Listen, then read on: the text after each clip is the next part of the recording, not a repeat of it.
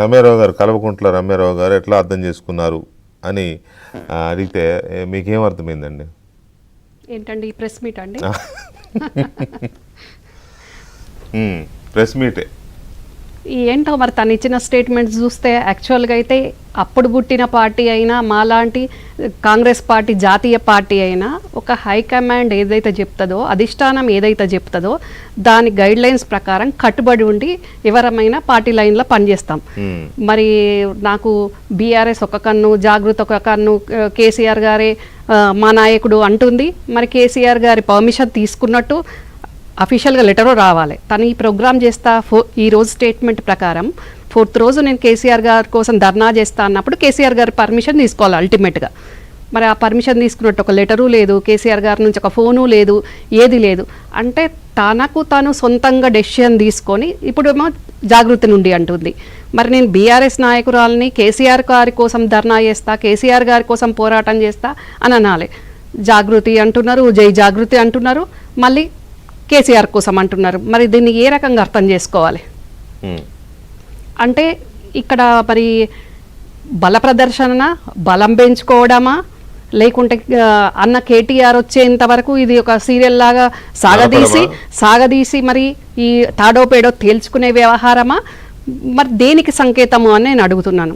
ఎందుకంటే గతంలో TRS BRS అయిన ఈ 25 సంవత్సరాల కాలంలో ఈరోజు కవిత తప్ప ఎవరు కూడా కేసీఆర్ గారి ఆదేశాలు లేకుండా ఏ ఒక్క ప్రోగ్రాం కానీ ఎవరు తీసుకున్న దాఖలా లేదు, ఎవరు చేయరు, తీసుకోలేదు. ఈవెన్ కేటీఆర్, హరీష్ కూడా తీసుకోలేదు.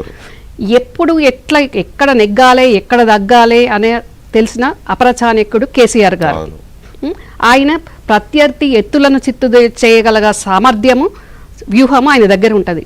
అలాంటిది ఈ పీసీ ఘోష్ కమిషన్ ఎదుర్కొనే సత్తా ఆయనకుంది. ఆయన మౌనమునిలాగా ఉండొచ్చు, కానీ ఆయన వ్యూహం ఆయనకుంది. కానీ అలాంటప్పుడు ఇక్కడ ఓన్ ఐడెంటిటీ క్రైసిస్ ఉంది కాబట్టి ఆ ఐడెంటిటీ క్రైసిస్ను అధిగమించడానికి కోసం ఈరోజు తను ఆఫీసు మామూలుగా అయితే తన జాగృతి వాళ్ళనో తన ఫ్రెండ్స్నో పిలుచుకొని ఆఫీస్ ఓపెన్ చేసుకోవచ్చు, అందులో మనం తప్పు పట్టడానికి లేదు. ఆఫీస్ ఓపెనింగ్ ఏమో తనది, స్టేట్మెంట్ ఏమో కేసీఆర్ గారి మీద. ఈ రకమైన రోజుకొక రకమైన నిర్ణయం, రోజుకొక రకమైన స్టేట్మెంట్ తోటి గత 10 రోజుల నుంచి బీఆర్ఎస్లో ఉన్న క్యాడర్ చిన్న స్థాయి నుంచి పెద్ద స్థాయి వరకు గందరగోళం, గజిబిజి. అసలు కవిత ఇచ్చే స్టేట్మెంట్స్కు, తీసుకునే నిర్ణయాలకు కేసీఆర్ గారికి అక్కడ కమిషన్ ఎదుర్కోవన్నా, కవితను ఎదుర్కోవన్నా, కవితను ఎట్లా సెట్ చేయాలి అనే దాంట్లో అసలు అగ్గమ గోచరంగా ఉందండి ఇప్పుడు కేసీఆర్ గారికి కానీ పార్టీ క్యాడర్కి కానీ. కానీ ఈ విధానం కరెక్ట్ కాదు. ఇప్పుడు ఇట్లా మాట్లాడుతున్న కవిత, ఈరోజు కవిత మాట్లాడిన మాటలను వెంకటకృష్ణ గారు చాలా తీవ్రంగా ఖండిస్తున్నాను.